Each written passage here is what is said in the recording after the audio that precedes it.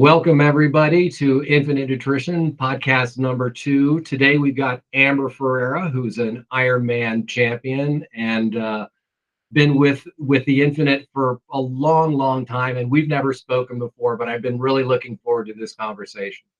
Me too, Michael. Thank you. I'm excited to be chatting tonight. So when was the first time our paths crossed? I was trying to remember that.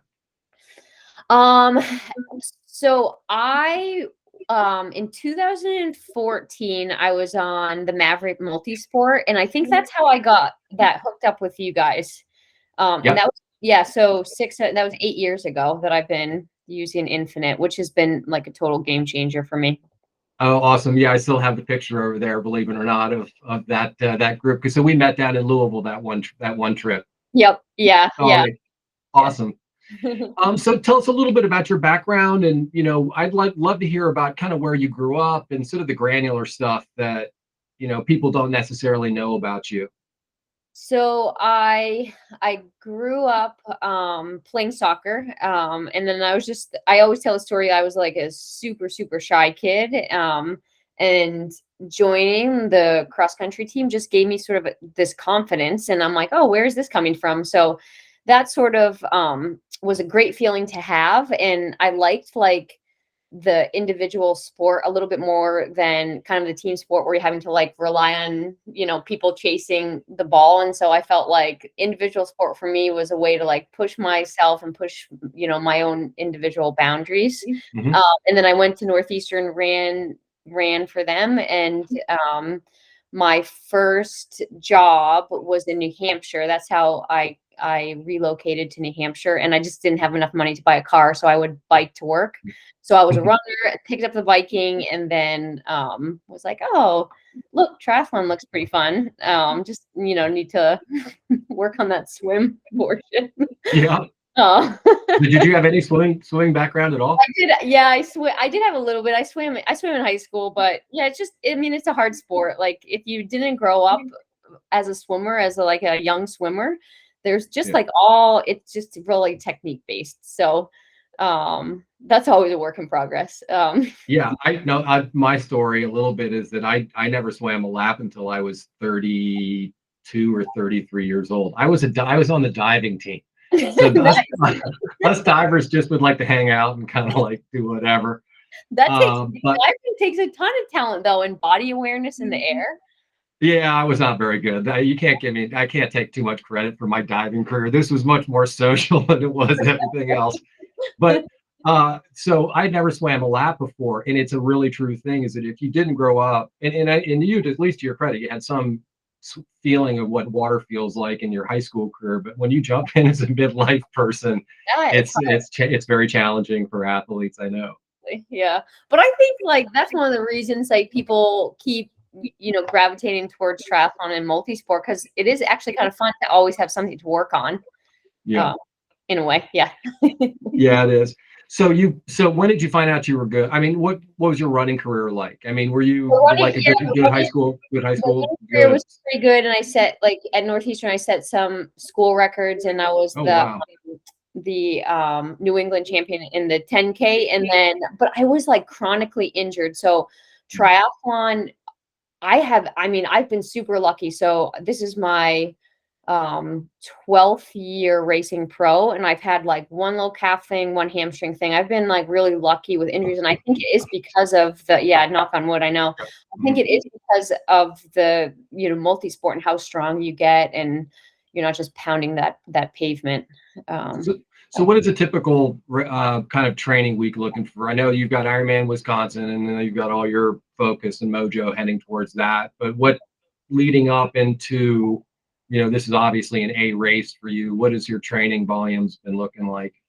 So that's a good question, because my daughter is just over a year. So the training this year, it looks totally different than in years past. And I have to like remind myself like what worked in the past, not necessarily going to work for me right now.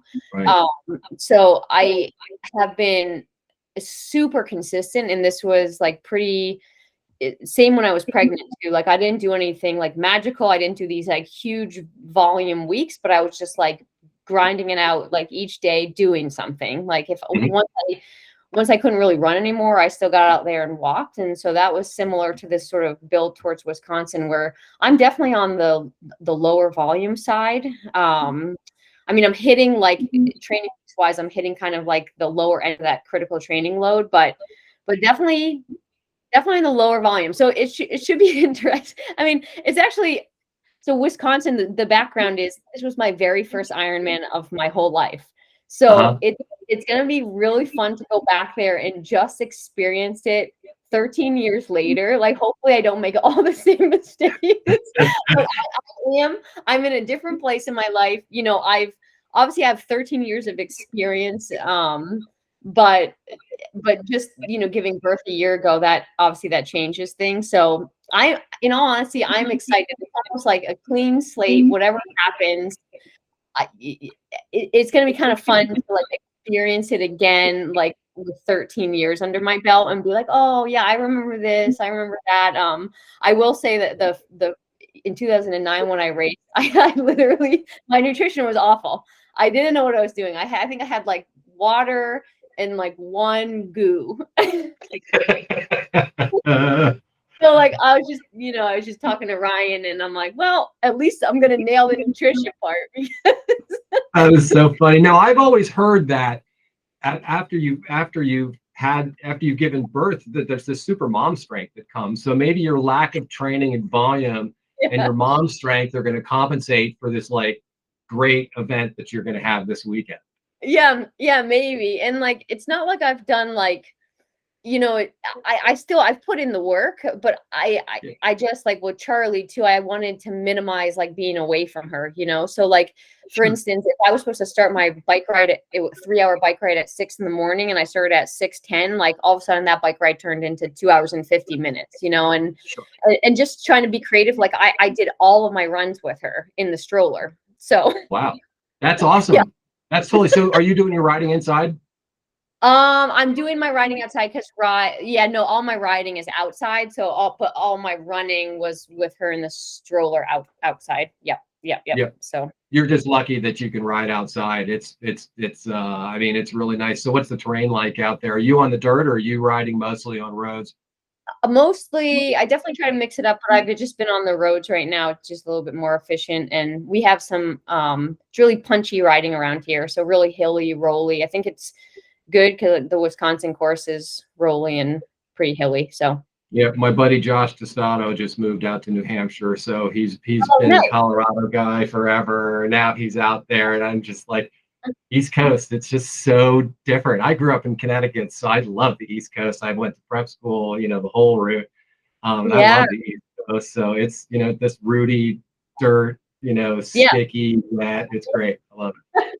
Yeah, well, absolutely. And I don't know, does he ride on the roads or is he on trails? No, he's a 24-hour mountain bike guy. He's won the Vapor and a bunch of stuff. He's a beast. Yeah, so that's interesting because the mountain biking and the off-road riding out here is totally different than out west. It's like really chunky, rocky. Yeah. Definitely. That's fun. So going back to that first race that you did, other than just drinking water and a goo, what would you go back and change for that? I mean, a lot of our folks they may have done an Ironman or a half an hour, you know, they're going to do one. What would you go back and change on that first race? On a nutrition point, I would pretty much change everything.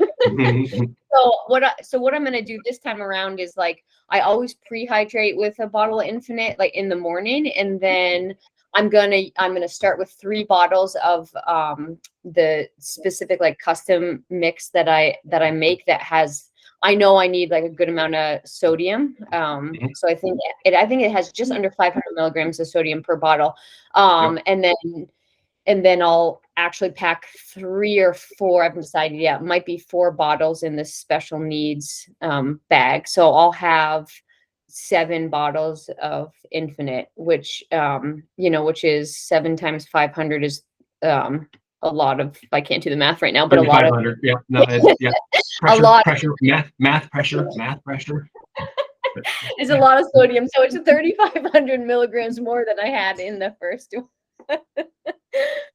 Yeah. And so as far as calories, how much do you have a target per Yeah, hour that you're kind of doing? yeah, so I'm trying to get like 50 grams per half hour. So 100 grams an hour I can tolerate pretty Okay. well. So So yeah. right at 400 calories.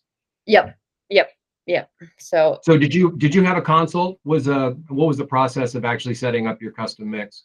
I did do a consult way back in the day, and then I just tweaked it based on like what I felt like, jived with my stomach. And it actually was a great consult. And I think I only tweaked it like a little lower on the calorie count, and a little higher on the sodium count. But overall, I pretty much stuck with like that same mix that I had the consult with, which was like super helpful.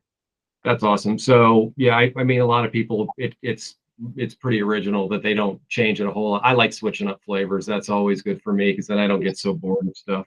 Right. Yeah. So tough question now. Country music, yes or no? I like the poppy country stuff. That would be a no. We got from Amber. You're gonna get the hate mail from all my country audience. Sorry. So when you were coming up in the ranks, was there somebody that you looked to that was kind of your mentor that kind of put, just kind of showed you the ropes, or somebody that you aspired towards? So this is funny because like I've been following Heather Jackson since like way, way, way back in the day, and she's on like I've only raced her one other time, but at Placid, and I crashed halfway through the bike there, so I didn't actually finish the race. But she's on the start line for Wisconsin, so it's kind of fun. Yeah, to be back racing her, and she's just an awesome athlete. She's super gritty, and I feel like it's just fun to watch her because she kind of like goes all out from the gun. So Yeah. I yeah, know Sean, I don't know her very well. I've met her a couple of times, but she's certainly terrific to watch. She's one that I didn't pay attention to, and then all of a sudden, man, she started putting some performances, and it was pretty impressive. yeah, yeah, and she's just like, I mean, the majority of pros too, I felt like really welcoming and just good energy. But she's like definitely one of the like nicest people too. So What do you think about Ironman going splitting up the races and going women on one day and men on the other day? um yeah, no, I think that can work out. I know that they're doing that for the World Championships, and it is kind of fun because the women almost like have their own race. Sometimes I feel like Yeah. we get a little bit like, undershadowed from the guys. So yeah, I think that's good. I can certainly, during the race, I could certainly understand, and you need energy during those events, and you need all the positive energy you could get. I love it personally. I think it's really cool and showcases what you guys do. Yeah, yeah, absolutely. So yeah, it's exciting for So sure. do you have a favorite race out there? Um, so I always like gravitate toward Placid because I won Placid, so it's like hard not to be like, ah. But Mont Tremblant is definitely a close second. They put on a great race, and I've had some like really awesome battles there with some of the other pros. So it's also just it's a beautiful venue. So, I all the industry people say the same thing, which is yeah. that is the race to go to. Yeah, for sure. Absolutely. They roll out the red carpet. I think it's maybe a little bit more expensive, but it's totally worth it. So They still like Ironman. yeah. That's Yep. really so where did the snowshoe come from? That obviously is probably geographical in nature, I take it. Yeah, By definitely. necessity for the most part where you live. How much Yeah. snow do you get in the wintertime up there?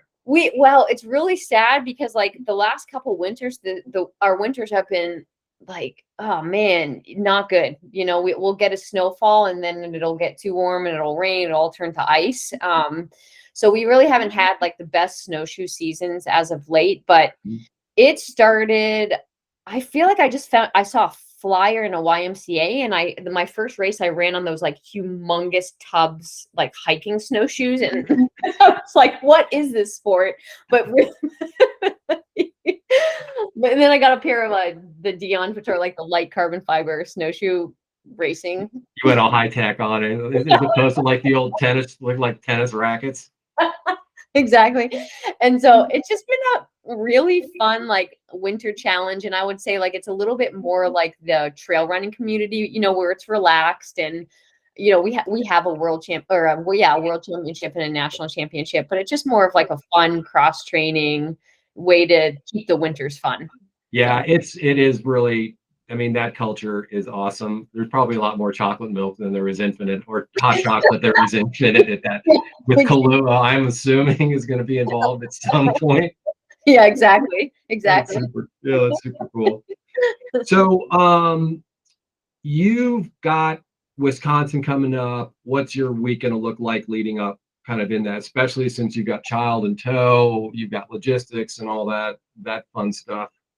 Yeah, so we fly out really early tomorrow morning, and so we're hoping to get there like midday on Thursday, and then we'll get to the hotel, get settled in, make sure Charlie's like all fed, and then probably just do like a little shakeout run, pick up my bike. I shipped my bike actually using Tri-Bike Transport this time, just because we're already like a traveling circus with like our stuff and just Charlie's stuff. It's just a little easier.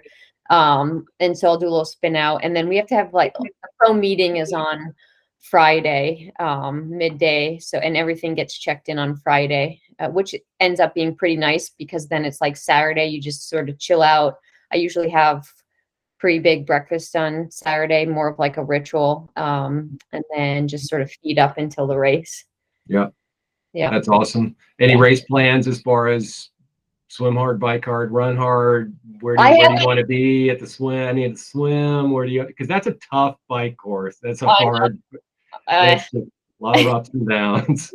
I know. And like, so just to go into detail about my training. So the swim was hard for me. I swam. This is bad to admit out loud, but I swam like sometimes twice a week, but consistently really one time a week. So it was pretty low on the swim volume. And I just had to make that decision because I only had a certain amount of hours in the day. And so it's like, I'm going to cut one thing. The swim is the shortest section of the race. So the swim is pretty much just like, keep breathing, get through it, like try to minimize the time lost, but I'm not going to get out of the water first at all. Right.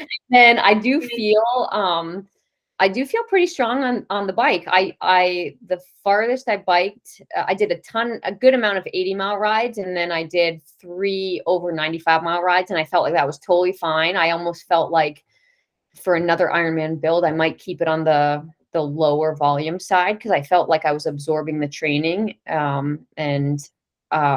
just really refreshed. So the bike, just based on how I felt in Tremblant, I feel like I can push a little on the bike.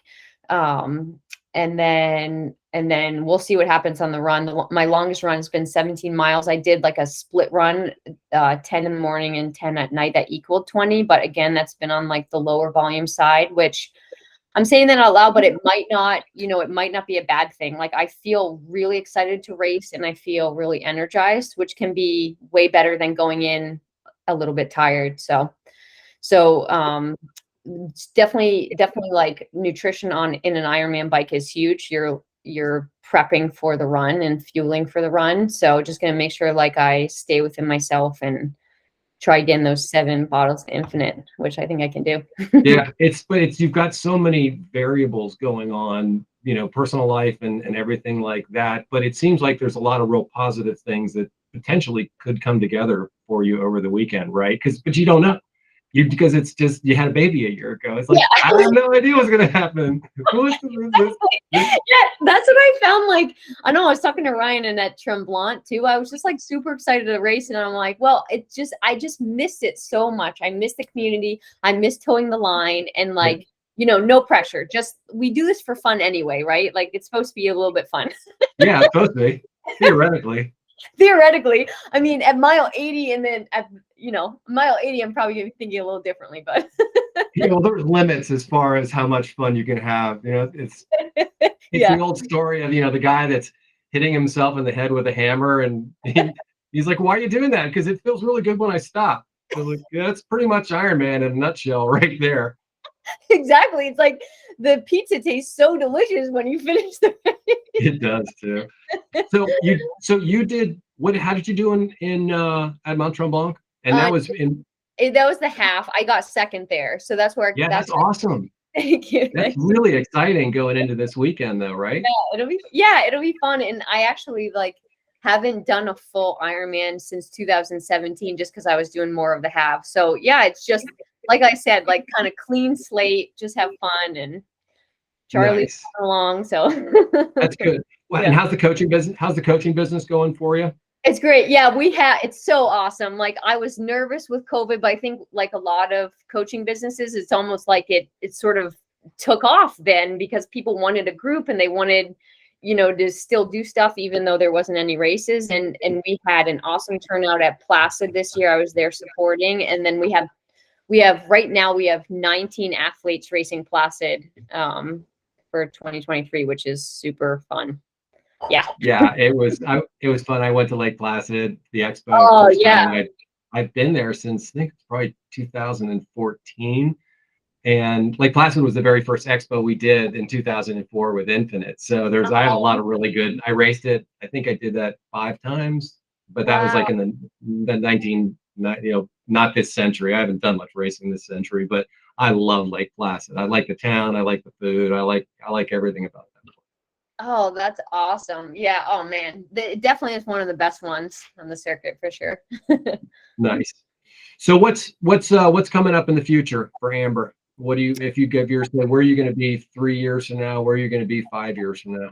Yeah. So, I thought, I feel like as soon as I turned 40 in April, and like as soon as you turn 40, people are thinking like, I don't know, people are thinking like you're retiring, or it's just like this magic age where you like have to stop racing. But I feel so strong, and I'm still like having a ton of fun with it.